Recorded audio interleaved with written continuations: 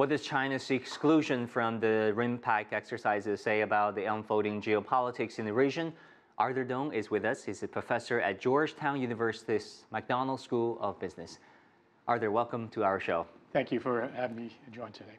How should we read into this exclusion? China has been participating in RIMPAC 6 years in a row, and this year is not invited. How should we read into this? Well, certainly it signals a change in sentiment on the part of this current administration and United States policymakers that China is becoming not only, it's viewed as not only as an economic rival, but being viewed as a military rival to the United States.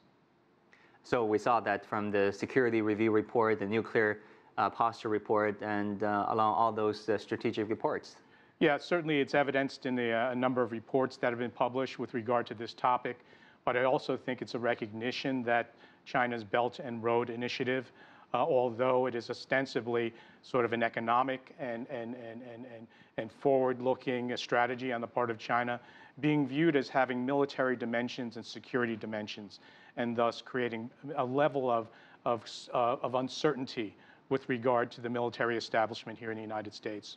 On the same day China was not participating in the RIMPAC, the U.S. Navy did appear somewhere, that is specifically the Taiwan Strait. Beijing loves to use this metaphor that it says, think about how China would feel, how the U.S. would feel if PLA Navy sent a naval vessel passing through the Key West. How should we understand that? Yeah, you're certainly seeing a more sort of Navy under the leadership of President Trump. The United States takes this alliance with Taiwan very seriously. It also has been sort of aware of Chinese military, Chinese naval exercises in the waters surrounding Taiwan. So sending another signal that the United States is going to be a little more assertive in terms of its presence in the South China Seas.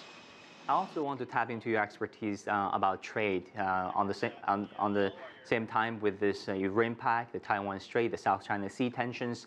We have this U.S.-China trade war. Where is this trade war headed, and how, if any time, can this war be ended? Certainly, in order to end this war, we've got to get both parties to the negotiating table. At this point, it seems like there is no sort of discussion to advance this discussion forward. Last week, the tariffs formally went into place.